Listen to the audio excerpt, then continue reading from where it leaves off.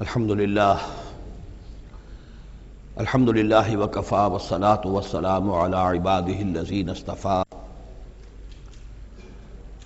خصوصاً علی افضلہم وخاتم النبیین محمد الامین وعلی آلہ وصحبہ اجمعین اما بعد فقد قال اللہ تبارک وتعالی کما ورد فی سورۃ الحجر اعوذ باللہ من الشیطان الرجیم بسم اللہ الرحمن الرحیم وَلَقَدْ جَعَلْنَا فِي السَّمَاءِ بُرُوجًا وَزَيَّنَّاهَا لِلنَّاظِرِينَ وَحَفِظْنَاهَا مِنْ كُلِّ شَيْطَانٍ رَجِيمٍ إِلَّا مَنِ اسْتَرَقَ السَّمْعَ فَأَتْبَعَهُ شِهَابٌ مُّبِينٌ صدق اللہ العظیم۔ رب اشرح لي صدری ویسر لي امری واحلل عقدۃ من لسانی یفقهوا قولی۔ اللہم ربنا الہمنا رشدنا واعذنا من شرور انفسنا، اللہم ارنا الحق حقا وارزقنا اتباعہ وارنا الباطل باطلا وارزقنا اجتنابہ، اللہم ربنا آنس وحشتنا فی قبورنا وارحمنا بالقرآن العظیم، اللہم اجعلہ لنا اماما ونورا وہدا ورحمہ، اللہم ذکرنا منہ ما نسینا وعلمنا منہ ما جہلنا وارزقنا تلاوتہ آناء اللیل وآناء النہار واجعلہ لنا حجتا یا رب العالمین آمین۔ سورہ حجر کے پہلے رکوع میں، جس کا ترجمہ ہم کر چکے ہیں، دو مرتبہ قرآن حکیم کے لیے لفظ آیا ہے الذکر، اس کی طرف خصوصی توجہ کی ضرورت ہے۔ ایک تو یہ کہ خود اللہ تعالیٰ نے فرمایا انا نحن نزلنا الذکر وانا لہ لحافظون، ہم نے ہی یہ ذکر، یہ قرآن نازل کیا ہے اور ہم ہی اس کے محافظ ہیں۔ اور ایک مرتبہ آیا ہے کہ جو آپ کے مخالفین تھے اور جو استہزاء کر رہے تھے، انہوں نے مذاق اڑاتے ہوئے کہا یا ایھا الذی نزل علیہ الذکر انک لمجنون، اے وہ شخص کہ جس کا گمان ہے ذکر نازل ہوا ہے، ہم تو سمجھتے ہیں کہ تمہارا دماغی توازن ٹھیک نہیں رہا، یا یہ کہ تم پر کسی آسیب کا سایہ آ گیا ہے۔ یہ مجنون کی وضاحت بھی سمجھ لیجئے، مجنون جن سے بھی بنا ہے۔ جن کہتے ہیں عربی زبان میں مخفی شے کو، اس لیے جنین کہلاتا ہے وہ بچہ جو ابھی رحم مادر میں ہے، جو نظر نہیں آتا، چھپا ہوا ہے، معلوم تو ہے کہ بچہ ہے، پیٹ میں ہے، لیکن یہ کہ جنین ہے وہ ابھی وہ چھپا ہوا ہے۔ اسی سے لفظ جنت بنا ہے۔ جنت جو ہے زمین کا وہ ٹکڑا ہے جس پر خوب درخت ہوں، پودے ہوں، گھاس ہو، تو زمین چھپی ہوئی ہو، زمین ڈھکی ہوئی ہے، زمین جو ہے نمایاں نہیں ہے، جنت وہ ہے۔ جن علیہ اللیل کا آیا تھا کہ جب حضرت ابراہیم کا تذکرہ تھا، جب رات میں اس پر تاریکی کا پردہ طاری کر دیا تو گویا کہ ہر شے چھپ گئی۔ تو یہ جو جن کسی پر آ جانا، جس کو ہم کہتے ہیں اس پر کو آسیب کا سایہ ہو گیا ہے، تو مجنون کے معنی یہ بھی تھے، اور مجنون اس کو بھی کہتے تھے کہ جس کا دماغی توازن ٹھیک نہ رہا ہو۔ اور یہ بات خاص طور پر نوٹ کرنے کی ہے کہ یہ بات اصل میں حضور کے بارے میں بالکل ابتدائی دور میں کہی گئی تھی، اور اس کے کہنے والوں میں وہ لوگ بھی تھے کہ جو معاندانہ انداز میں نہیں بلکہ ہمدردانہ انداز میں کہہ رہے تھے۔ یعنی بالکل شروع میں جب حضور نے دعویٰ کیا نبوت کا اور فرمایا کہ اس طرح میں تھا وہاں غار حرا میں، اور وہاں فرشتہ آیا ہے، جبرائیل آیا ہے، تو بہت سے لوگوں کو گمان ہوا کہ معلوم ہوتا ہے کہ کوئی بدروح، کوئی آسیب کا سایہ ہو گیا ہے انہیں۔ تو اس حوالے سے اس میں صرف مخالفت ابھی نہیں تھی، بلکہ اس میں ان کے لیے واقعتاً ایک بالکل چونکہ نئی بات تھی، لہٰذا یہ کہنے کا معاملہ جو ہے اس پہلو سے بھی تھا کہ اچھے بھلے آدمی تھے، ہم سوچتے تھے کہ واقعی یہ کئی دن جا کے مراقبے کرتے ہیں، اب یہ رہتے ہیں وہاں غار میں اکیلے تنہا دن رات، تو کہیں کچھ ہو نہ جائے تو معلوم ہوتا کچھ ہو گیا ہے، تو کوئی نہ کوئی جنون کا عارضہ ہو گیا ہے یا جن کا سایہ ہو گیا ہے۔ تو اس لفظ کو بھی سمجھ لیجئے، اور جو بتانا تھا وہ یہ ہے کہ سورہ نون جو کہ بالکل ابتدائی دور میں نازل ہوئی ہے، جس کا نام سورہ قلم بھی ہے، 29ویں پارے کی دوسری سورت، اس میں بھی یہی بات جو ہے کہی گئی ہے۔ اسی کے حوالے سے میں آپ کو بتا رہا ہوں کہ یہ سورہ مبارکہ جو ہے بالکل ابتدائی دور کی صورتوں میں سے ہے، اسی مشابہت کی وجہ سے۔ قرآن مجید کا ذکر ہونا اس معنی میں ہے، کئی مرتبہ واضح کر چکا ہوں کہ قرآن کا فلسفہ یہ ہے کہ جو ایمانی حقائق ہیں، خاص طور پر اللہ کی ذات کا علم اور اس کی صفات کا علم، وہ روح انسانی کے اندر موجود ہے، بس صرف اس پر ظہول کا پردہ طاری ہو گیا۔ جیسے آپ کو کوئی چیز پہلے معلوم تھی، اب یاد نہیں رہی، معلوم تھی لیکن اب بھول گیا۔ بھولنے کا مطلب کیا ہے کہ وہ آپ کی یادداشت کے ذخیرے میں کہیں نیچی اتر گئی ہے۔ وہ حافظ خانہ جو ہے، ہر انسان کی میموری جو ہے، اب اس کے نہ معلوم کتنے تہخانے ہیں، ان میں کسی نچلے تہخانے میں جا کر چھپ گئی ہے، وہ آپ کے شعور کی سطح پر نہیں ہے۔ تو کوئی چیز جس کا اس سے تعلق ہو، وہ اگر سامنے آئے گی تو فوراً وہ چیز یاد آ جائے گی۔ ایک دوست سے سالہ سال ہو گئے ملاقات نہیں ہوئی، کبھی خیال بھی نہیں آیا، بھول گئے آپ اس کو، لیکن اچانک کبھی اس نے کوئی رومال آپ کو دیا تھا، کوئی قلم دیا تھا، آپ نے ٹرنک میں رکھا ہوا تھا، ٹرنک کھولا، وہ قلم یا رومال دکھائی دیا، فوراً دوست یاد آ گیا۔ تو یہ قلم یا یہ رومال جو ہے، یہ آیت ہے، یہ نشانی ہے، اس نشانی سے آپ کو ایک بھولی بسری بات یاد آ گئی۔ اسی طرح یہ آیات آفاقیہ، آیات انفسیہ، آیات قرآنیہ، یہ آیات ہیں، نشانیاں ہیں یاد دلانے کے لیے، تاکہ اللہ یاد آ جائے۔ حقیقت میں اللہ تعالیٰ کا علم اور اللہ کی معرفت سوئی ہوئی ڈورمنٹ پوزیشن میں، ڈورمنٹ کنڈیشن میں ہماری روح میں موجود ہے۔ تو الذکر، دی ریممبرنس یا دی ریمائنڈنگ، یہ اصل میں وہ چیزیں کہ جو روح انسانی کے اندر موجود ہیں، لیکن جن پر ظہول کے اور نسیان کے پردے پڑ گئے ہیں، ان پردوں کو ہٹا کر تازہ کرنا۔ وَلَقَدْ جَعَلْنَا فِي السَّمَاءِ بُرُوجًا، اور ہم نے آسمان میں برج بنائے۔ یہ بھی ابھی ہم نہیں کہہ سکتے کہ ان کی اصل حقیقت کیا ہے، یہ بھی آیات متشابہات میں سے شمار ہوں گے۔ وَزَيَّنَّاهَا لِلنَّاظِرِينَ، اور ہم نے اسے مزین کر دیا ہے آسمان کو اور برجوں کو دیکھنے والوں کے لیے، جو بھی ستارے نظر آتے ہیں، کیا رنگا رنگ نقشہ آسمان پر نظر آتا ہے۔ وَحَفِظْنَاهَا مِنْ كُلِّ شَيْطَانٍ رَجِيمٍ، البتہ اب یہ وہ بات ہے جو ایمان بالغیب کے حوالے سے ہمیں ماننی ہوگی کہ ان ستاروں کا ایک کام یہ بھی ہے کہ اللہ تعالیٰ نے ان کو گویا کہ پہرے کی جگہیں بنایا ہے، ہم نے حفاظت کی ہے ان کی ہر شیطان رجیم سے۔ جو بھی شیطان مردود ہے اس کی طرف سے حفاظت کا یہ سارا سامان ہے کہ جو آسمانوں میں کیا گیا ہے۔ اب اس کے لیے آج میں چاہتا ہوں کہ وہ بات آپ سمجھ لیں اچھی طرح، کہ جیسے آپ آگے آ بھی جائے گا کہ انسانوں کی تخلیق جو ہے وہ تو یوں سمجھیے اس کائنات کے تخلیق کے اعتبار سے بڑی ریسنٹ شے ہے، بڑی ماضی قریب کی بات ہے۔ انسانوں سے بہت پہلے جنات پیدا کیے گئے تھے، جنات سے بہت پہلے ملائکہ پیدا کیے گئے تھے، اور انسانوں کی ارواح بھی اسی دور میں پیدا کی گئیں جبکہ یہ ملائکہ پیدا کیے گئے تھے۔ تو جتنی مخلوقات کو ہم جانتے ہیں، بہت سی مخلوقات اب بھی ایسی ہوگی کہ جس کا ہمیں کوئی شعور نہیں، ادراک نہیں، ہم جانتے ہی نہیں۔ جیسے ابھی ہمیں ریسنٹلی معلوم ہوا وائرس بھی کسی بلا کا نام ہے، اس سے کچھ پہلے ہمیں معلوم ہوا بیکٹیریا بھی کسی چیز کو کہتے ہیں، ورنہ یہ کہ ان چیزوں کا کوئی علم ہمیں نہیں تھا۔ ابھی پتہ نہیں اور کیا کیا چیزیں ہیں کہ جو ظہور میں آنے والی ہیں، لیکن جو چیزیں بھی آج تک ہم جانتے ہیں ان میں یوں سمجھیے کہ جن ہستیوں میں خود شعوری ہے، سیلف کانشسنس، وہ تین مخلوقات ہیں صرف، ملائکہ، جنات اور انسان۔ باقی جو حیوانات ہیں زمین کے اوپر، چاہے وہ بر کے ہیں یا بحر کے ہیں یا ہوا کے ہیں، فضا کے ہیں، پرندے ہوں یا زمین پر چلنے والے خشکی کے جانور ہوں یا دریا میں اور سمندر کے اندر جو بھی حیوانات ہیں، مچھلیاں ہیں یا اور جاندار ہیں، ان سب میں شعور تو ہے، خود شعوری نہیں ہے۔ البتہ یہ کہ ترتیب یہی ہے کہ پہلے جنات پیدا کیے گئے، اور وہ چونکہ آگ سے پیدا کیے گئے تھے، تو ان کے اندر پوٹینشل جو قوت ہے وہ ہم انسانوں کے مقابلے میں بہت زیادہ ہے، اور ان کی رسائی اس کائنات میں بہت دور تک ہے۔ بس میرا یہ گمان ہے، باقی چیزیں تو میں خاص وثوق سے کہہ رہا ہوں، لیکن میرا گمان یہ ہے کہ جو سولر سسٹم ہے،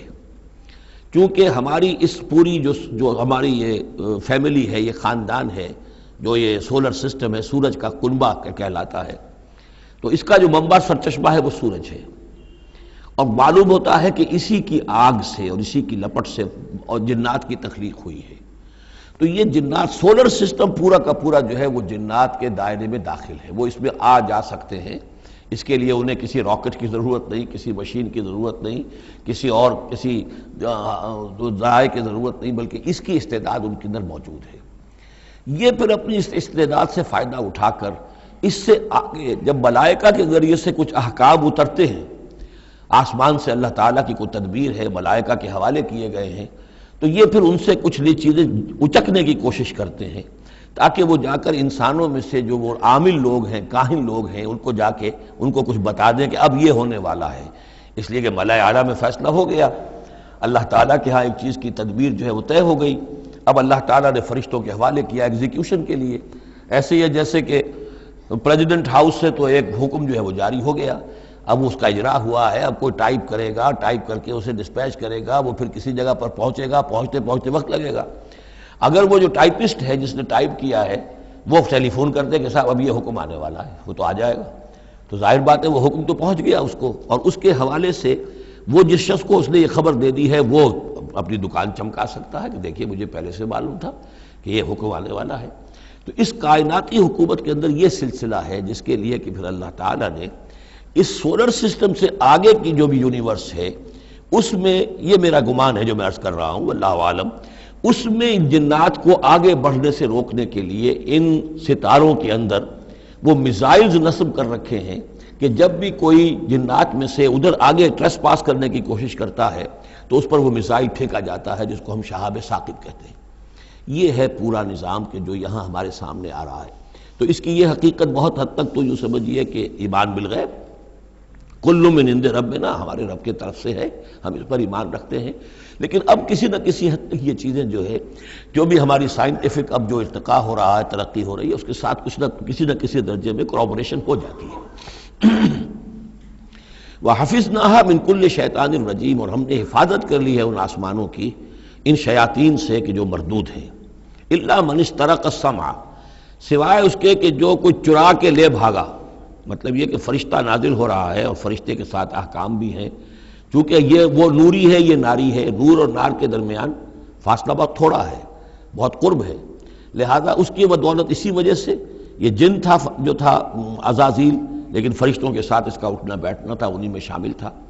اسی لیے ان کی جو آپس میں جو ان کا قرب ہے اس کی وجہ سے فرشتوں سے کوئی اچک لیتے ہیں۔ إِلَّا مَنِ اسْتَرَقَ السَّمْعَ، اگر کسی نے کوئی چیز سن لی اور سن کر وہ بھاگا، فَأَتْبَعَهُ شِهَابٌ مُبِينٌ، تو اس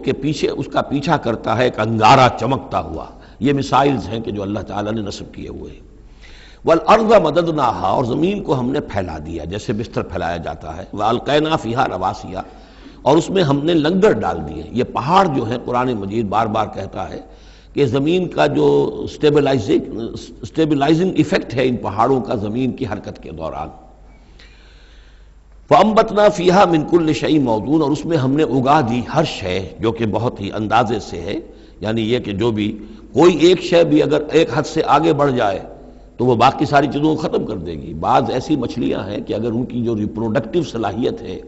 جتنے ان کے انڈے ہوتے ہیں وہ سب انڈے جو ہیں وہ مچھلیاں بن جائیں تو چند ہی سال کے اندر یہ زمین جو ہے اس سے کئی گنا حجم جو ہے وہ ایک مچھلی کی اولاد سے اور ایک مچھلی کی نسل سے وجود میں آ جائے گا۔ تو ایک کنٹرول کیا ہوا اللہ نے ہر شے کے اوپر، تمام چیزیں جو ہیں وہ ایک اندازے کے مطابق، ایک وزن کے ساتھ، ایک اندازے کے ساتھ اس دنیا میں چل رہی ہیں۔ مِنْ كُلِّ شَيْءٍ مَوْزُونٍ، ہر چیز جو ہے وہ ایک اندازے اور وزن کے مطابق ہے۔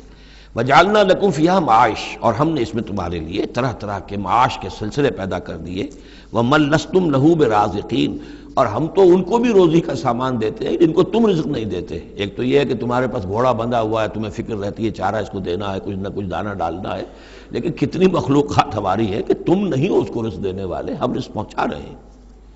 وَإِن مِّن شَيْءٍ إِلَّا عِندَنَا خَزَائِنُهُ، اور نہیں ہے کوئی شے مگر یہ کہ ہمارے پاس تو اس کے خزائن ہیں، لا متناہی، ہماری ریسورسز جو ہیں وہ یہ کہ لمیٹڈ نہیں ہے، لیکن وَمَا نُنَزِّلُهُ إِلَّا بِقَدَرٍ معلوم، ہم نہیں نازل کرتے اس میں سے مگر ایک اندازے کے مطابق کہ جو طے شدہ ہے۔ یعنی یہ کہ سٹور تو بہت بڑا ہے، لیکن یہ کہ سٹور سے جو ایشو ہوتا ہے اللہ تعالیٰ کے ہاں ہر چیز کا، تو اس کا ایشو ہونا جو ہے وہ اندازے کے مطابق ہے، ایک حساب کتاب کے ساتھ ہے، ورنہ جیسا کہ میں نے کہا کیوس ہو جائے۔ وَأَرْسَلْنَا الرِّيَاحَ لَوَاقِحَ، اور ہم نے بھیج دی ہوائیں، ہم بھیج دیتے ہیں ہوائیں جو بوجھل ہوتی ہیں یا بوجھل کرنے والی ہوتی ہیں۔ لواقعہ کا مفہوم پہلے تو یہ سمجھا جاتا تھا کہ چونکہ وہ بادلوں کو لے کر آتی ہے اس اعتبار سے، لیکن اب ادھر ایک اشارہ ہو رہا ہے جدید سائنس کے حوالے سے کہ پولن گرینز جو ہیں وہ بھی ہواؤں کے ذریعے سے آتے ہیں، اور وہ پھر آ کر پھولوں کو جب وہ وہاں فرٹیلائزیشن ہوتی ہے تو اس سے پھر وہ فصل بنتی ہے۔ تو ہوائیں جو ہیں وہ گویا کہ بار آور کرتی ہیں، اور اس طریقے سے یہ نباتاتی نظام چل رہا ہے۔ فانزلنا من السماء ماء، پھر ہم نے اتار دیا آسمان سے پانی، فاسقیناکموہ، پھر ہم نے وہ پانی تمہیں پلایا، تمہارے پینے کے لیے بندوبست کیا، وما انتم لہ بخازنین، اور دیکھو تم اس کا سٹور نہیں کر سکتے، اس کا خزانہ نہیں بنا سکتے۔ کہاں کس طرح بناؤ گے خزانہ؟ واقعہ یہ ہے کہ یہ جو واٹر سائیکل ہے اس دنیا میں، یہ بھی اللہ تعالیٰ کے عظیم، یعنی سمجھیے کہ کرشموں میں سے اور اللہ کے معجزات میں سے بہت بڑا معجزہ ہے کہ یہ جو ہمارے پہاڑوں کے اوپر اتنے بڑے بڑے گلیشیئرز ہیں، یہ کیا ہے؟ یہ واٹر سٹوریج ہے، ٹینکس ہے۔ یہیں سے تو پانی ہے جو آ رہا ہے نیچے، وہ پگھل رہا ہے سب دھوپ سے، اور پھر وہ ندی نالوں سے ہو کے دریاؤں میں آیا، اور دریاؤں سے ہوتا ہوا زیر زمین سوتوں میں سے بھی گزر رہا ہے۔ وہ آپ نے کہیں پمپ سے نکال لیا، کہیں کنواں کھود لیا، پھر وہ پانی سارا کا سارا سمندروں کے اندر پہنچ گیا، ڈرین ہو گیا، پھر سمندر سے اب یہاں پر وہ ہو رہا ہے کہ دھوپ کی تمازت سے اب اس کی وہ بخارات بن رہے ہیں، اور وہ بخارات اوپر جا رہے ہیں، پھر وہ واپس جا رہا ہے، پھر وہ جو اوور ہیڈ ٹینکس ہیں وہ پھر جو ہے ریپلینش ہو رہے ہیں، وہ ساری جو کمی ہو گئی تھی پھر نئی برف پڑ گئی ہے، نیا سٹور۔ یہ جو نظام ہے اللہ کا، اور یہ واٹر سائیکل سے ہی زندگی قائم ہے۔ مبدأ حیات پانی ہے، مادہ تخلیق حیوانات کا، جو اس دنیا کے حیوانات ہیں ان کا مادہ تخلیق مٹی ہے، مادہ تخلیق جنات کا آگ ہے، مادہ تخلیق انسانی ارواح اور ملائکہ کا نور ہے، لیکن مبدأ حیات جو ہے، حیات انسانی جو ہے یہاں پر، یا حیات حیوانی جو زمین کی ہے، اس پلینٹ کے اوپر جو زندگی ہے، اس کا مبدأ پانی ہے، اس حیات کا۔ تو اب یہ پانی کا سائیکل ہے جو چل رہا ہے۔ وما انتم لہ بخازنین، تم اس پانی کا کتنا خزانہ کر سکتے ہو، کتنا سٹور کر سکتے ہو، کس طرح کا نظام چلا سکتے ہو، کتنے بڑے پیمانے پر یہ واٹر سائیکل جو ہے اللہ تعالیٰ نے اس دنیا کے اندر چلایا ہوا ہے۔ وَإِنَّا لَنَحْنُ نُحْيِي وَنُمِيتُ، اور یہ یقیناً ہم ہی ہیں جو باقی بھی رکھتے ہیں اور موت بھی وارد کرتے ہیں، زندہ بھی رکھتے ہیں اور موت بھی وارد کرتے ہیں، وَنَحْنُ الْوَارِثُونَ، اور پھر ہم ہی وارث ہوں گے۔ ہر شے ختم ہو جائے گی، کسی کی کوئی ملکیت نہیں رہے گی، ساری کی ساری چیزیں پھر ہماری ہی کائنات ہے، ہماری ہی ملکیت ہے۔ وَلَقَدْ عَلِمْنَا الْمُسْتَقْدِمِينَ مِنْكُمْ وَلَقَدْ عَلِمْنَا الْمُسْتَأْخِرِينَ، ہمارے علم میں سے ہے کون لوگ تم میں سے آگے بڑھیں گے۔ اب دیکھیے چونکہ ابتدائی زمانے کی صورت ہے یہ، اب کون لوگ ہوں گے جو آگے بڑھ کر قرآن کو سینے سے لگائیں گے، کون لوگ ہوں گے جو محمد کی دعوت پر لبیک کہیں گے،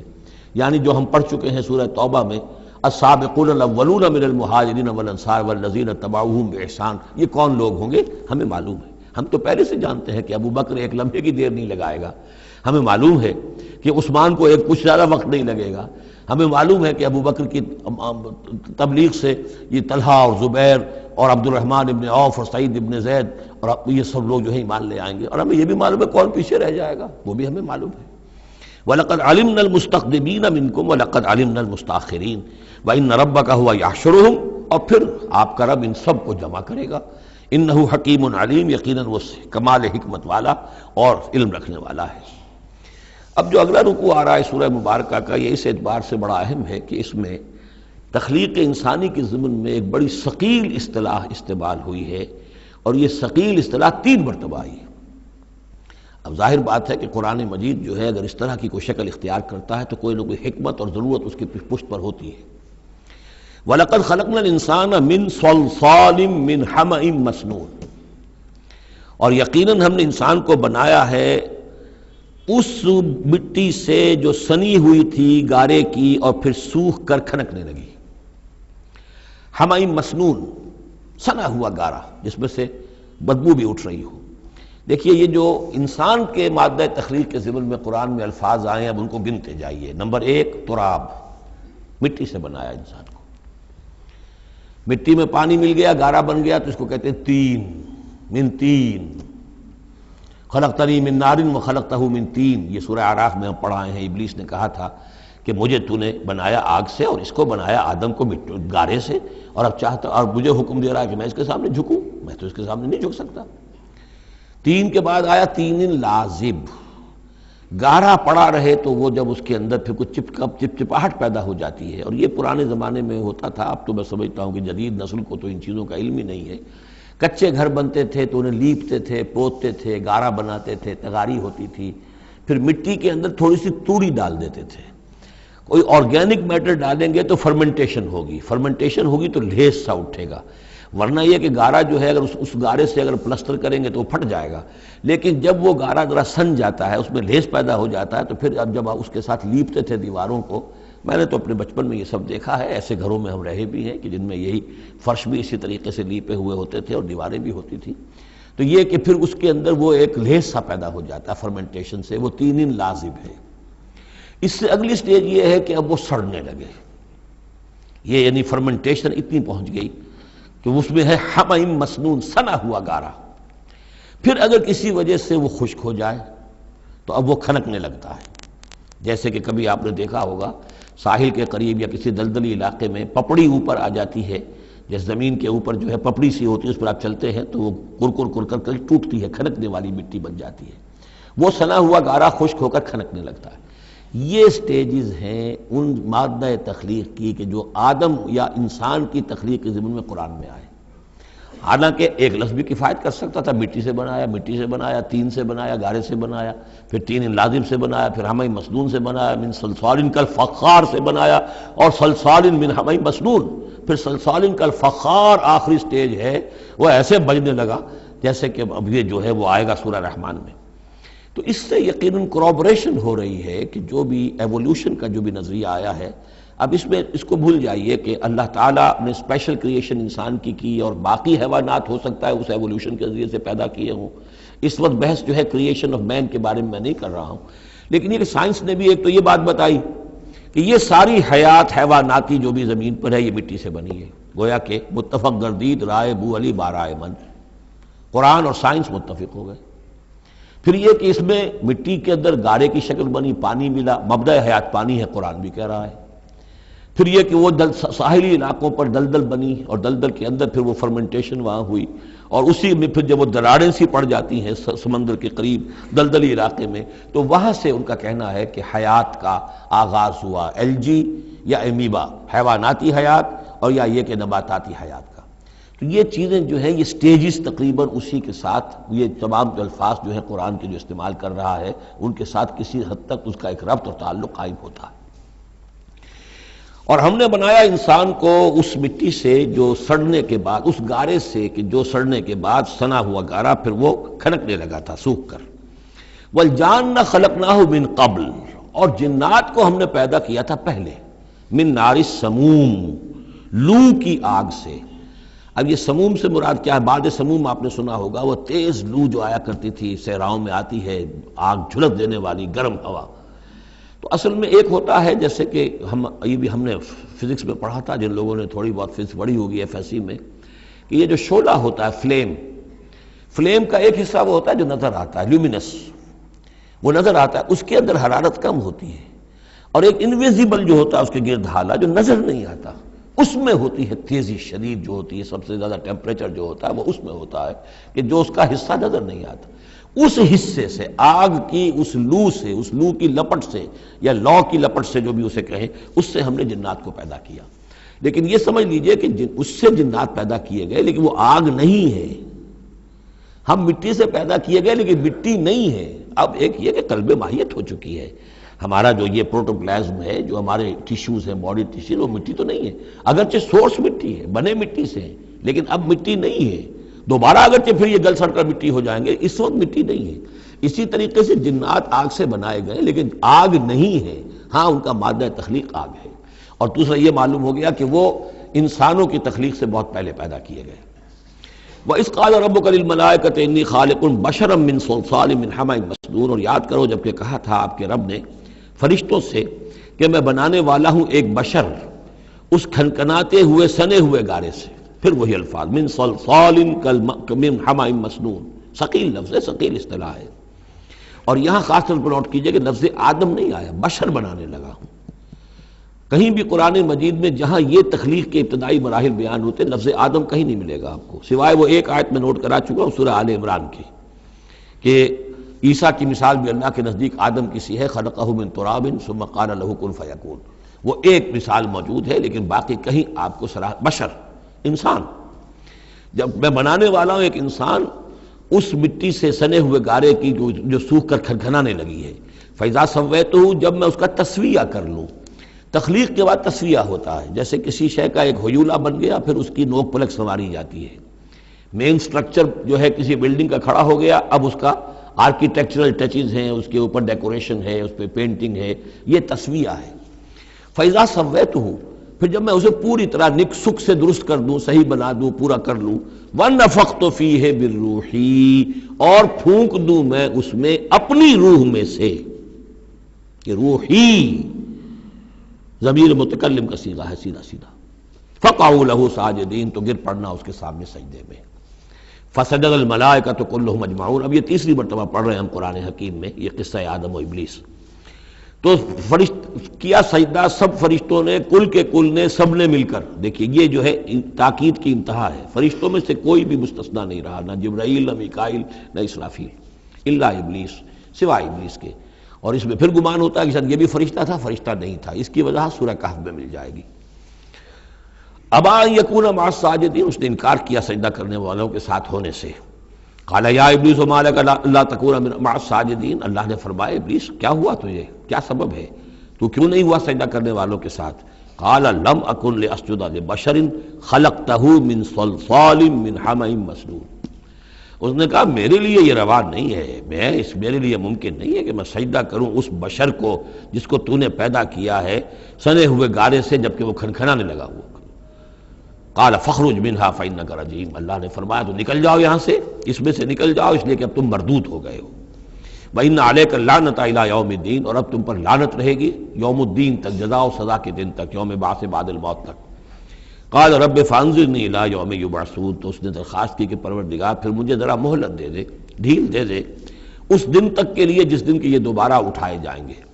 قال فانک من المنظرین، اللہ تعالیٰ نے اسی شان بے نیازی کے ساتھ فرمایا اچھا جاؤ ٹھیک ہے، تمہیں ڈھیل دے دی گئی، تمہیں یہ رخصت مل گئی، تمہیں یہ چھوٹ مل گئی، مہلت مل گئی۔ الی یوم الوقت المعلوم، اس وقت معین کے دن تک، یعنی یہ کہ اس وقت تک تم زندہ رہو گے۔ وہ ابلیس جو ہے جن، ویسے جنوں کی زندگیاں شاید انسانوں سے زیادہ ہوتی ہوں، میں نہیں جانتا کتنی ہوتی ہیں، لیکن یہ کہ کوئی اور جن نہیں ہے کہ جو اس وقت سے آج تک زندہ ہو سوائے اس ایک جن کے جس کا نام عزازیل تھا، اور یہ جن جو ہے وہ ابھی تک زندہ ہے اپنی اسی ذات کے ساتھ، باقی اس کی اولاد، اس کی اور نسل جو ہے، اس کی ذریت ہے، وہ اپنی جگہ ہے۔ قال رب بما اغویتنی، اب اس نے کہا پروردگار جو تو نے مجھے گمراہ کیا، اب نوٹ کیجئے وہ گمراہی کو اللہ کی طرف منسوب کر رہا ہے۔ بما اغویتنی، تو نے جو مجھے گمراہ کیا ہے، لأزینن لہم فی الارض ولأغوینہم اجمعین، تو میں اب ان کو، یعنی آدم کی اولاد، آدم اور حوا کی اولاد کو میں زمین میں ان کو خوب مزین کر دوں گا، زمین ان کے لیے یہ اسی میں گم ہو جائیں گے، زمین اور اس کی چمک دمک اور اس کی رونقیں اور زیبائشیں آرائشیں ان کی نگاہوں میں کھب جائیں گی۔ وَلَأُغْوِيَنَّهُمْ أَجْمَعِينَ، تجھے بھول جائیں گے، وہ لگ جائیں گے انہی چیزوں کے اندر، اور میں ان سب کو گمراہ کر کے چھوڑوں گا۔ لَأُغْوِيَنَّهُمْ أَجْمَعِينَ، سب کو، الا عبادک منہم المخلصین، سوائے ان میں سے ان کے کہ جن کو تو اپنا خاص بندہ بنا لے، تو اپنا خاص بندہ بنا لے، مخلص کر لے، یہاں پہ وہی نوٹ کیجئے مخلص ہے، مخلصین، جن کو تو خالص کر لے اپنے لیے، ظاہر بات ہے کہ اس پر تو میرا زور نہیں چلے گا، باقی یہ کہ میں کسی کو چھوڑوں گا نہیں۔ قال ھذا صراط علی مستقیم، اللہ تعالیٰ نے فرمایا ٹھیک ہے، یہ راستہ ہے میری طرف سیدھا، یعنی یہ میرے اور تمہارے درمیان معاملہ طے ہو گیا، میں نے تمہیں چھوٹ دی، تم اپنا زور لگا لو، جس طرح بھی چاہو بہکا لو، باقی یہ کہ ان عبادی لیس لک علیہم سلطان، میرے بندوں پر تجھے اختیار کوئی نہیں ہوگا، یعنی اختیار کسی بھی انسان پر نہیں ہے، یہ نہیں کہ جس کو اللہ نے مخلص کر لیا ہو اس پر اختیار نہیں، اختیار اسے کسی بھی انسان پر نہیں ہے۔ ان عبادی لیس لک علیہم سلطان الا من اتبعک من الغاوین، سوائے ان کے کہ جو خود تیری پیروی کرے، خود غاوین میں سے ہو، خود ان کے اندر غوا ہو، خود ان کے اندر سرکشی ہو، خود وہ جو ہے وہ اپنی نفس پرستی کی طرف مائل ہو، وہ تو تیری پیروی کریں گے، ان کو تو جدھر چاہے لے جا، جس کھائی میں چاہے لے جا کے ان کو پھینک دے، اور جس جہنم کی جس وادی میں چاہے ان کو گرا دے، مجھے اس سے دلچسپی نہیں، لیکن یہ کہ میرے کسی بندے پر تجھے اختیار حاصل نہیں ہوگا۔ وَإِنَّ جَهَنَّمَ لَمَوْعِدُهُمْ أَجْمَعِينَ، اور پھر جہنم ہی ان سب کا ٹھکانہ ہوگا، سب کا جو بھی تیری پیروی کریں گے۔ لَهَا سَبْعَةُ أَبْوَابٍ، اس جہنم کے 7 دروازے ہیں، لِكُلِّ بَابٍ مِّنْهُمْ جُزْءٌ مَقْسُومٌ، اور ہر ان میں سے ہر دروازے کے لیے ہم نے ایک اس کا نصیب مقرر کر رکھا ہے کہ اتنے جن اتنے انسان اس سے جائیں گے، ہو سکتا ہے کہ وہ بڑے بڑے کبیرہ گناہوں کے حوالے سے کہ یہ لوگ جو ہے ان گناہوں میں ملوث ہوں گے وہ اس دروازے سے جائیں گے، جو ان گناہوں میں ملوث ہوں گے وہ اس سے جائیں گے، واللہ اعلم۔ ان المتقین فی جنات وعیون، اب وہی سائملٹینیس کنٹراسٹ کہ جب جہنم والوں کا تذکرہ ہوا تو متقین کا بھی، اور جو اہل تقوی ہوں گے فی جنات وعیون، وہ ہوں گے جنتوں میں، باغات میں اور چشموں میں، ادخلوها بسلام آمنین، ان سے کہا جائے گا داخل ہو جاؤ ان باغات میں پورے امن کے ساتھ، کوئی خوف نہیں، کوئی اندیشہ نہیں۔ وَنَزَعْنَا مَا فِي صُدُورِهِم مِّن غِلٍّ، یہ مضمون پہلے بھی آ چکا ہے، اور ہم نکال دیں گے ان کے دلوں میں سے جو کچھ قدورت ہوگی، اہل ایمان کی آپس میں کوئی شکوہ، کوئی شکایت، کسی سے کوئی تکدر ہو، کوئی غل ہو، وہ ہم نکال دیں گے۔ عَلَىٰ سُرُرٍ مُتَقَابِلِينَ، وہ بیٹھے ہوئے ہوں گے تختوں کے اوپر ایک دوسرے کے آمنے سامنے۔ جب کسی سے ناراضگی ہو تو آدمی آنکھیں چار نہیں کرتا بلکہ نظر چڑا جاتا ہے، لیکن جب کوئی ایسی بات نہیں، دل صاف ہے، تو آمنے سامنے بیٹھ کے باتیں کریں گے، سینگ آئی ٹو آئی۔ متقابلین لا یمسہم فیہا نصب، انہیں نہیں پہنچے گی اس میں نہ تو کوئی تکان، وما ہم منہا بمخرجین، نہ پھر وہ اب اس سے نکالے جائیں گے۔ جب اہل جنت میں داخل ہونے کے بعد کسی کا وہاں سے نکلنے کا امکان نہیں۔ نبئ عبادی، اے نبی میرے بندوں کو بتا دیجئے، انی انا الغفور الرحیم، کہ میں یقیناً غفور ہوں، رحیم ہوں۔ میری اصل شان تو یہ ہے، لیکن وَأَنَّ عَذَابِي هُوَ الْعَذَابُ الْعَلِيمُ، میری ایک دوسری شان بھی ہے، اور وہ یہ ہے کہ میرا عذاب تو وہ بھی بہت دردناک عذاب ہے۔ لہذا کوئی آدمی جو ہے وہ نڈر نہ ہو جائے، نچنت نہ ہو جائے، وہ میری مغفرت کی امید بھی رکھے، میری رحمت سے آس بھی لگائے رکھے، لیکن یہ کہ میرے عذاب سے ڈرتا بھی رہے۔ بین الخوف والرجاء، یہ کیفیت رہنی چاہیے۔ وَنَبِّئْهُمْ عَنْ ضَيْفِ ابراہیم، اور ذرا ان کو بتا دیجئے حالات ابراہیم کے جو مہمان آئے تھے ان کے بارے میں، وہی جو پہلے ہم پڑھ چکے ہیں سورہ ہود میں۔ اِذْ دَخَلُوا عَلَيْهِ فَقَالُوا سَلَامًا، جب وہ داخل ہوئے حضرت ابراہیم کے ہاں مکان پہ آئے، انہوں نے کہا سلام۔ قَالَ إِنَّا مِنْكُمْ وَجِلُونَ، تو حضرت ابراہیم نے کہا کہ ہمیں تو تم سے کچھ خوف آ رہا ہے، آپ لوگ کون ہیں، ذرا اپنی آئیڈینٹی بتائیے۔ قَالُوا لَا تَوْجَلْ إِنَّا نُبَشِّرُكَ بِغُلَامٍ عَلِيمٍ، انہوں نے کہا کہ نہیں ڈریے نہیں، ہم تو آپ کو ایک بڑے صاحب علم بیٹے کی بشارت دینے آئے ہیں۔ قَالَ بَشَّرْتُمُونِي عَلَىٰ أَن مَّسَّنِيَ الْكِبَرُ فَبِمَ تُبَشِّرُونَ، تو حضرت ابراہیم نے فرمایا کہ یہ کیا بشارت آپ مجھے دے رہے ہیں، اس کے باوجود، علی یہاں علی الرغم کے معنی میں، اس کے باوجود کہ مجھ پر بڑھاپا طاری ہو چکا ہے، تو ذرا سوچ سمجھ کے بشارت دیجیے، کہیں غلطی تو نہیں لگی ہے آپ کو۔ قالوا بشرناک بالحق، ان کا نہیں، ہم نے بشارت آپ کو دی ہے حق کے ساتھ، قطعی اور حقیقی بات ہے، شدنی امر ہے، یہ ہو کر رہنے والا ہے۔ فلا تکن من القانتین، تو اے ابراہیم آپ تو پھر نا امید لوگوں میں سے تو نہ ہو جائیے، مایوس نہ ہو جائیے۔ قال ومن یقنط من رحمت ربہ الا الضالون، تو حضرت ابراہیم نے کہا کہ ہاں یہ بات تو آپ صحیح کہہ رہے ہیں، اللہ تعالیٰ کی رحمت سے مایوس تو صرف وہی ہو سکتے ہیں جو گمراہ ہوں۔ یہ اللہ کی قدرت، اللہ کی رحمت، عین بڑھاپے میں اللہ مجھے اولاد دے دے، 87 برس کی عمر میں بیٹا دے دے، جیسے اس نے حضرت یحییٰ کی والدہ کو، جو کہ بالکل بانجھ رہیں ساری عمر، اور حضرت زکریا جو ہیں بہت بوڑھے ہو چکے تھے، اسی طریقے سے معاملہ یہاں بھی ہوا ہے۔ قال فما خطبکم ایھا المرسلون، اب انہوں نے پوچھا کہ اے فرشتادو، اے جو بھیجے گئے ہو، ایلچی ہو، تمہارا کیا معاملہ ہے، یعنی کس قدر جا رہے ہو، کیا قصد ہے، کیا ارادہ ہے۔ قالوا انا ارسلنا الی قوم مجرمین، ان کا کہ ہمیں بھیجا گیا ہے ایک مجرم قوم کی طرف، الا آل لوط، سوائے آل لوط، لوط کے گھر والوں کو، اس کے گھر والوں کو تو ہم بچا لیں گے، انا لمنجوہم اجمعین، ان سب کو ہم بچا لیں گے، نجات دیں گے، الا امرأتہ، اس میں بھی ایک استثناء ہے، سوائے اس کی بیوی کے، قدرنا انہا لمن الغابرین، ہم نے یہ اندازہ کر لیا ہے، یہ اندازہ ہے کہ وہ جو ہے پیچھے رہنے والوں میں سے ہوگی۔ قالوا بل جئناک بما فلما جاء آل لوط المرسلون، تو جب یہ لوط کے گھر پہنچے یہ فرشتادے بھیجے ہوئے اللہ کی طرف سے ایلچی جو آئے تھے، قال انکم قوم منکرون، وہی بات حضرت لوط نے فرمائی کہ آپ لوگ کچھ اجنبی سے لوگ ہیں، میں آپ کو جانتا نہیں، آپ کون لوگ ہیں، کہاں سے تشریف لائے ہیں۔ قالوا بل جئناک بما كانوا فيه يمترون، ان کا نہیں بلکہ ہم تو وہ شے لے کر آئے ہیں آپ کے پاس جس کے بارے میں یہاں کے رہنے والوں کو شک تھا۔ آپ جب کہتے تھے کہ اگر تم باز نہیں آؤ گے، ان خبیث فعل کو نہیں ترک کرو گے، شرک سے باز نہیں آؤ گے، تو تم پر اللہ کا عذاب آئے گا، یہ اس میں شک کرتے تھے، مذاق اڑاتے تھے۔ اب وہ شے ہم لے کر آئے ہیں۔ وَأَتَيْنَاكَ بِالْحَقِّ وَإِنَّا لَصَادِقُونَ، اب ہم اللہ تعالیٰ کے آخری فیصلے کے ساتھ، قطعی اور شدنی فیصلے کے ساتھ آئے ہیں، اور ہم سچے ہیں، جو بات ہم کہہ رہے ہیں وہ درست ہے۔ فَأَسْرِ بِأَهْلِكَ بِقِطْعٍ مِّنَ اللَّيْلِ،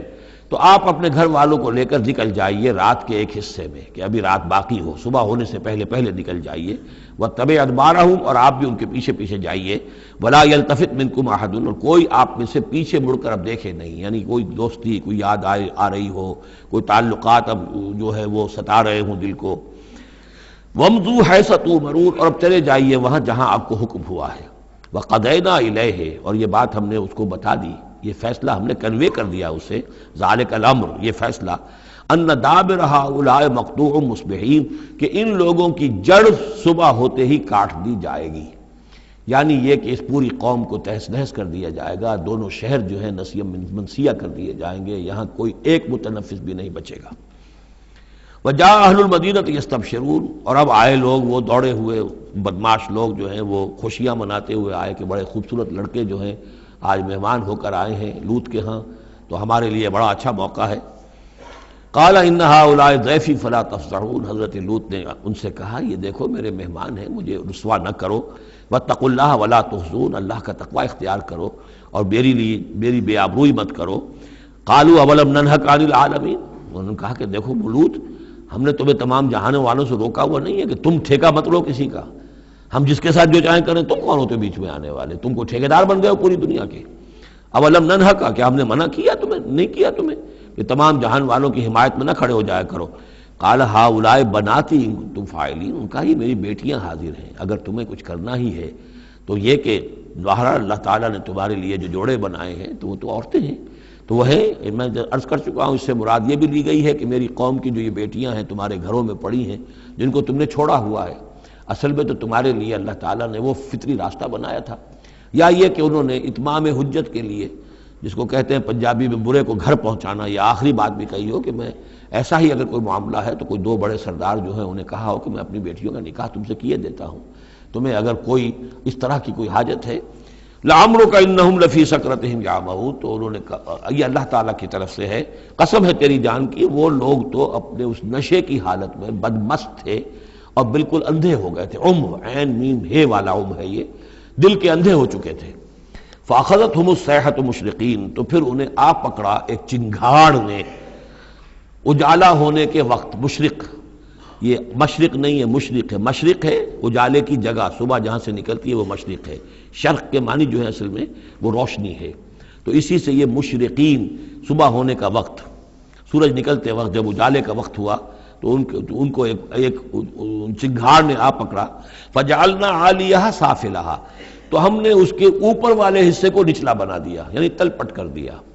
وہ گری پوری بستی جو ہے وہ اٹھا کر پٹک دی گئی کہ چھتیں نیچے اور اس کی جو بنیادیں تھیں وہ اوپر۔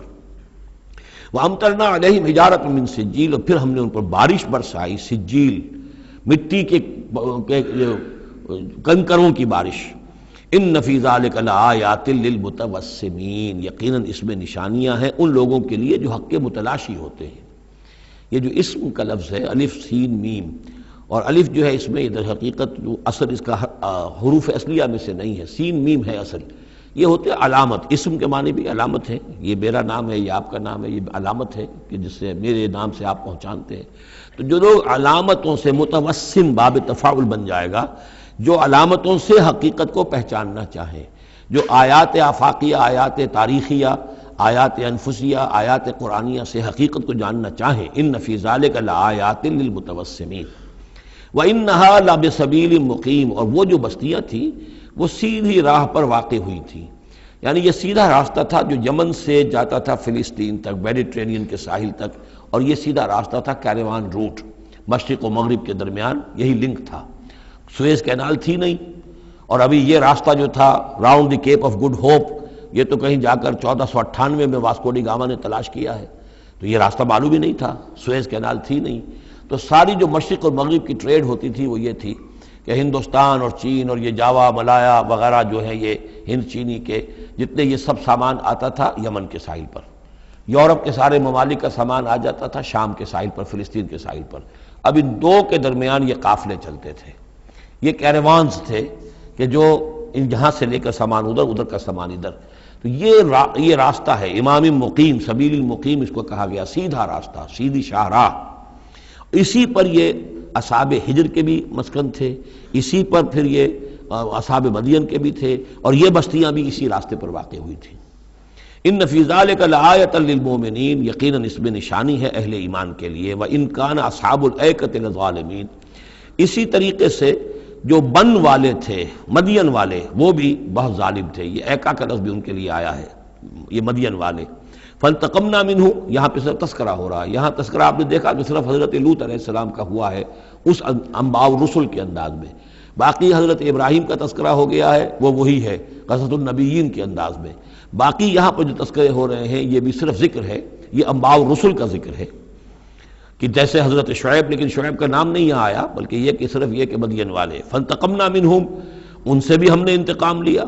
وَإِنَّهُمَا لَبِإِمَامٍ مُّبِينٍ، اور یقیناً وہ بھی، یہ دونوں جو بستیاں ہیں کھلے راستے پر واقع ہوئی ہیں، وہی راستہ جو میں نے ابھی آپ کو بتایا ہے۔ وَلَقَدْ كَذَّبَ أَصْحَابُ الْحِجْرِ الْمُرْسَلِينَ، اصحاب الحجر یہ قوم سمود کا دوسرا نام ہے، وہ علاقہ جو ہے جہاں یہ قوم سمود آباد تھی اس کو علاقے کو حجر بھی کہتے ہیں، جیسے کہ وہ علاقہ جہاں قوم عاد آباد تھی اسے احقاف کہتے ہیں، اس علاقے کا نام احقاف تھا، قوم کا نام عاد تھا، جو رسول بھیجے گئے وہ ہود تھے۔ اس علاقے کا نام حجر ہے، قوم کا نام سمود ہے، جو رسول بھیجے گئے وہ حضرت صالح تھے علیہ الصلوۃ والسلام۔ وَلَقَدْ كَذَّبَ أَصْحَابُ الْحِجْرِ الْمُرْسَلِينَ، اسی طرح ہجر والوں لوگوں نے بھی، اس علاقے کے لوگوں نے بھی جھٹلایا بھیجے ہوں کو، رسولوں کو، ان میں سے بہت سے نبی ہوں گے، پھر بعد میں اللہ نے آخری جو ہے حضرت صالح علیہ السلام کو بھیجا رسول کی حیثیت سے۔ وَآتَيْنَاهُمْ آیَاتِنَا، انہیں ہم نے اپنی آیات دیں، ان کو تو خاص طور پر جو ہے وہ اتنی حصی نشانی دکھائی گئی، ایک وہ جو اونٹنی کا معاملہ حضرت صالح کی اونٹنی کا معجزہ، فَكَانُوا عَنْهَا مُعْرِضِينَ، لیکن وہ ان سے منہ ہی پھیرتے رہے، اعراض ہی کرتے رہے۔ وَكَانُوا يَنْحِتُونَ مِنَ الْجِبَالِ بُيُوتًا آمِنِينَ، اور وہ پہاڑوں کو تراش کر اپنے لیے بڑے امن والے گھر بناتے تھے، یہ گھر آج بھی موجود ہیں، میں خود بھی ایک مرتبہ گیا ہوں اور دیکھ کر آیا ہوں اس پورے علاقے کو۔ فَأَخَذَتْهُمُ الصَّيْحَةُ مُصْبِحِينَ، تو انہیں بھی آ پکڑا ایک چنگھاڑ نے صبح کے وقت، فَمَا أَغْنَىٰ عَنْهُمْ مَا كَانُوا يَكْسِبُونَ، تو کچھ نہ کام آ سکا ان کے وہ ساری کمائی جو انہوں نے کی تھی، جو کچھ انہوں نے مال اسباب جمع کیا تھا، عذاب الہی سے بچانے میں کچھ بھی مفید ثابت نہ ہوا۔ تو اس سورہ مبارکہ میں گویا کہ حضرت شعیب کا نام لیے بغیر ان کا ذکر آ گیا، حضرت صالح کا نام لیے بغیر ان کا ذکر آ گیا، حضرت لوط کا ذکر جو ہے وہ نام کے ساتھ آیا، تو تین تو ہیں وہ انباء الرسل میں سے، اور ایک حضرت ابراہیم علیہ السلام کا ذکر وہ اسی انداز میں جس انداز میں کہ سورہ ہود میں اس سے پہلے آ چکا ہے۔ اب جو آخری 15 آیات ہیں اس سورہ مبارکہ کی وہ بڑی اہم ہیں دعوت دین کے اعتبار سے، اور جس حالت میں کہ اس وقت محمد رسول اللہ صلی اللہ علیہ وسلم تھے، اور اس سے بھی آپ کو معلوم ہو جائے گا کہ یہ خاص اس دور میں نازل ہوئی ہے جبکہ حضور کی دعوت جو ہے ابھی ابتدائی مراحل میں تھی، اور ابھی آپ کو پہلے تو آپ کی دعوت کا دور تھا کہ آپ پرسن ٹو پرسن دعوت دے رہے تھے، علل اعلان اس معنی میں نہیں، ڈنکے کی چوٹ نہیں،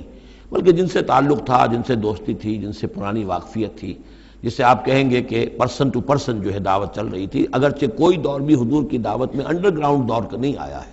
خفیہ دعوت ایک دن کے لیے بھی نہیں۔ بعض لوگ اس دور میں بعض تحریکیں ایسی ہیں کہ جو اس کو خفیہ سے تعبیر کرتے ہیں کہ انڈر گراؤنڈ موومنٹ تھی یہ، تو یہ غلط ہے۔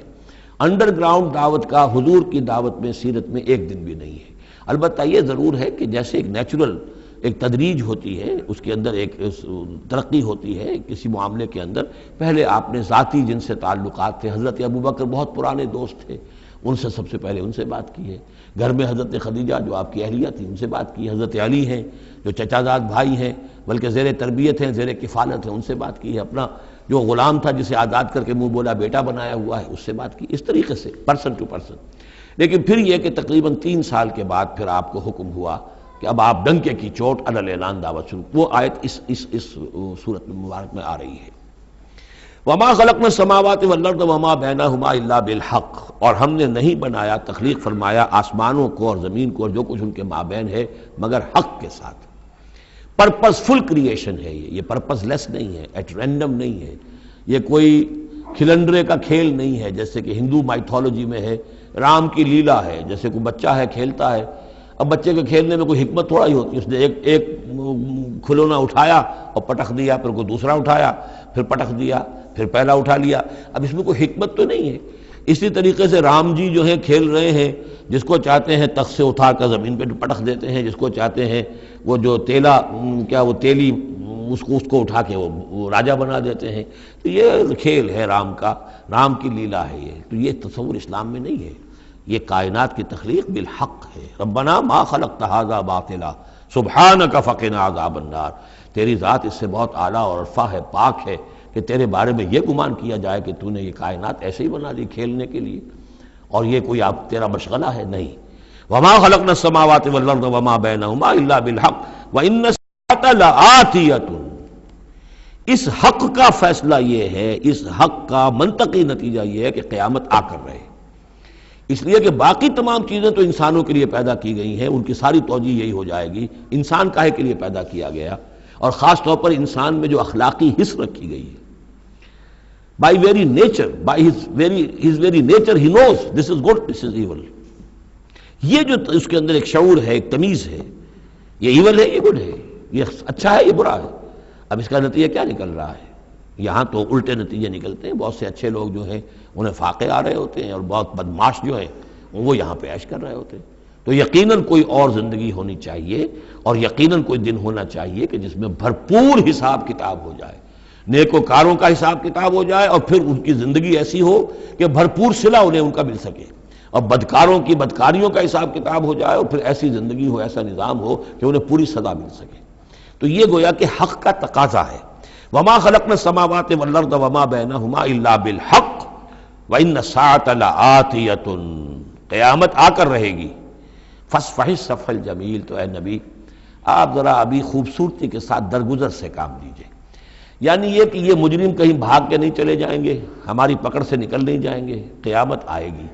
ایک کیفر کردار کو پہنچ جائیں گے. ابھی آپ ذرا تحمل کیجئے، صبر سے کام لیجئے. فاصفح الصفح الجمیل. ابھی ہماری مرضی اس میں ہے کہ ہم ان کی رسی دراز کریں. یہ جو کچھ کہہ رہے ہیں برداشت کر لیجئے، سن لیجئے، سنا انسنا کر دیجئے. یہ جو آپ صبر کریں گے اس سے آپ کے درجات بلند ہوتے چلے جائیں گے. لیکن فوری طور پر آپ کے دل میں اگر یہ خیال پیدا ہونے بھی لگے بربنائے طبع بشری کے انہیں سزا ملنی چاہیے، یہ بدبخت مجھے کیا کہہ گیا، ابھی یہ مجھے پاگل کہہ گیا، اور یہ مجھے جو ہے ساحر کہہ گیا یا مسحور کہہ گیا. نہیں. فاصفح الصفح الجمیل. ابھی ذرا آپ خوبصورتی کے ساتھ چشم پوشی کیجئے، نظر انداز کیجئے. ان ربک هو الخلاق العلیم. یقیناً آپ کا رب جو ہے وہ وہی ہے جو پیدا کرنے والا ہے، خلاق ہے، اور ظاہر بات ہے جس نے پیدا کیا ہے وہ جانتا بھی ہے. سورہ ملک میں ہم پڑھیں گے الا یعلم من خلق وهو اللطیف الخبیر. کیا اسی کے علم میں نہیں ہوگا جس نے پیدا کیا ہے؟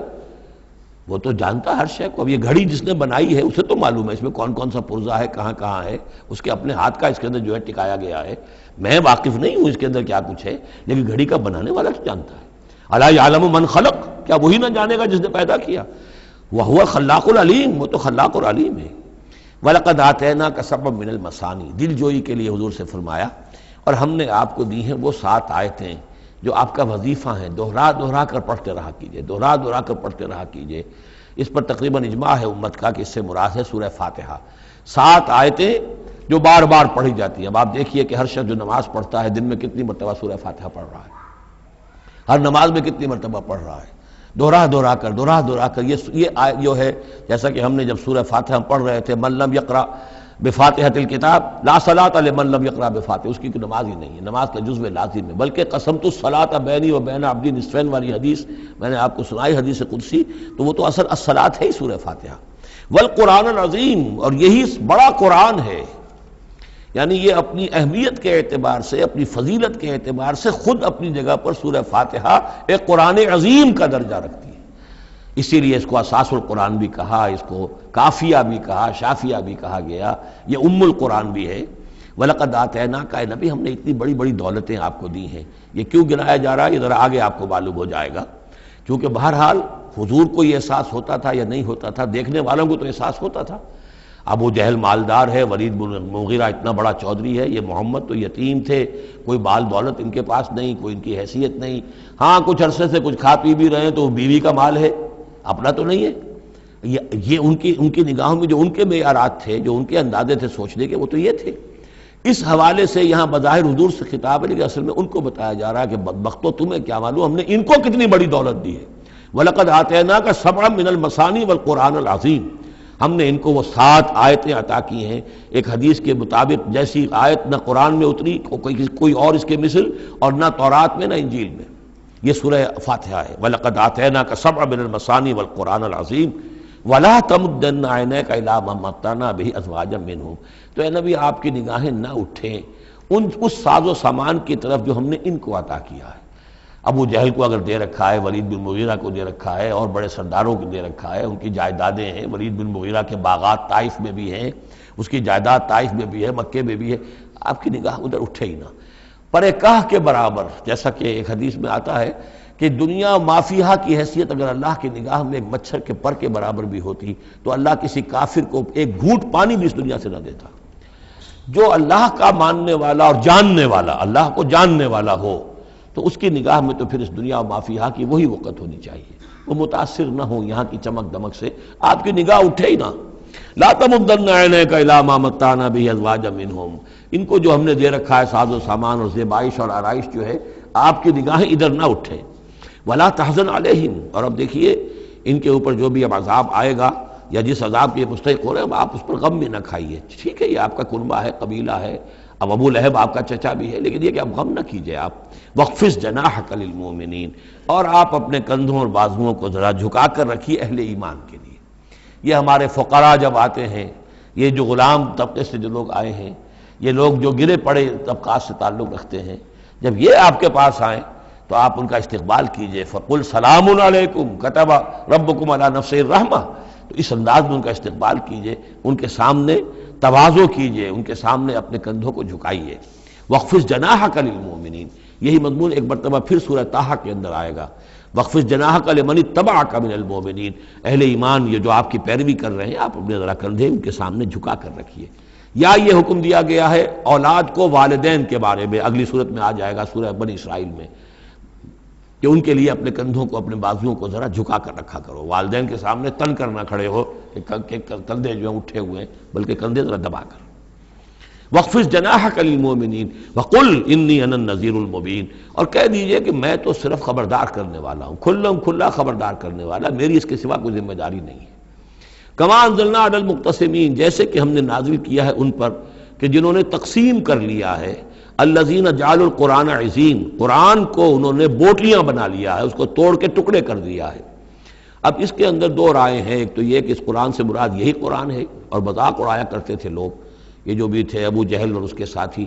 بھائی فلاں صورت تو میری ہے، وہ تمہیں لے جاؤں گا، وہ فلاں صورت جو محمد کہتا ہے وہ تم لے جانا، وغیرہ وغیرہ، آپس میں وہ تقسیم کرتے تھے ہنسی مذاق میں۔